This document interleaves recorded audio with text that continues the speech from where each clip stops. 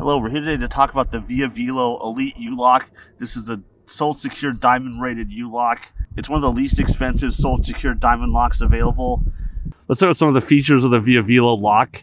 It's sole secure diamond rated, which means it's good for anything up to it, including an angle grinder attack. It will have some resistance to an angle grinder, which anything less than a diamond rated lock will not. The lock, dimension wise, it's 9¼ inch this way and 4.5 this way, so that's the internal dimensions of it. It weighs about 3.2 pounds, which is a little bit heavy, but not too bad. It has some kind of little bit rubberized coating on here, so it won't scratch the bike. It doesn't quite feel very thick, but it's enough to keep you from scratching it. And see, this handheld surface is rubberized also. They include 4 keys with the lock, which is nice. Most bikes come with 1 or 2, so 4 is a nice change. The lock unlocks with the keyhole in the bottom of it. It takes a little bit of futzing to get the key in and out of the lock, I've noticed, but that's probably the one downside. And in turns, you can see the metal shackles inside, and it's all metal inside the lock of the internal, so it won't crowbar open easily. And it's just, a simple lock to use. This lock does not come with any kind of frame mounting hardware or anything to do with it.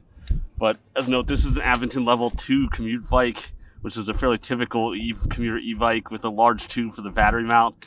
And you can see that there's nowhere this lock would fit inside the frame anyway, so it doesn't come with any mounting hardware, but it may not be much use anyway if it did.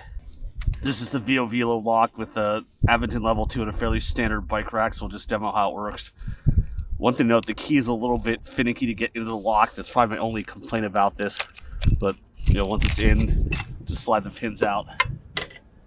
It's 9¼ by 4 inches inside, so it's got plenty of room to get around things. So obviously it fits in here just fine. On this rack, if I monkeyed around, I could probably get it around the rear wheel also, maybe, not sure. It's long enough this way, but it isn't quite long enough this way to go through the wheel, so I guess we're not going to get it that way. But anyway, just stick it in, see there, and we're good to go.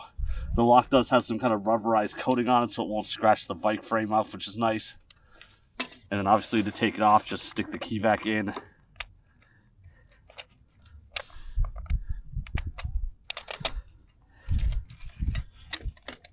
Then take the lock off. So again, very simple to use. We're gonna try again. This is like a 4x4 inch signpost. This is something a lot thicker to try to get the lock around. So we'll see if it'll go around this.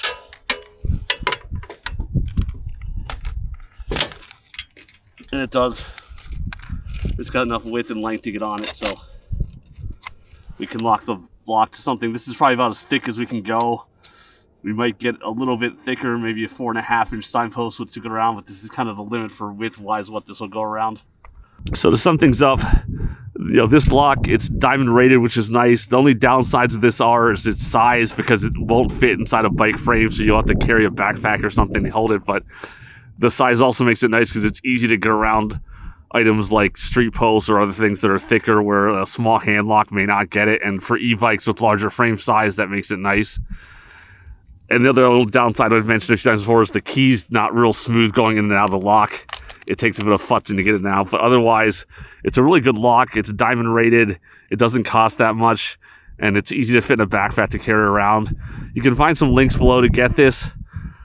Thanks for watching. Please remember to give us a like and subscribe before you go so you can get our future updates.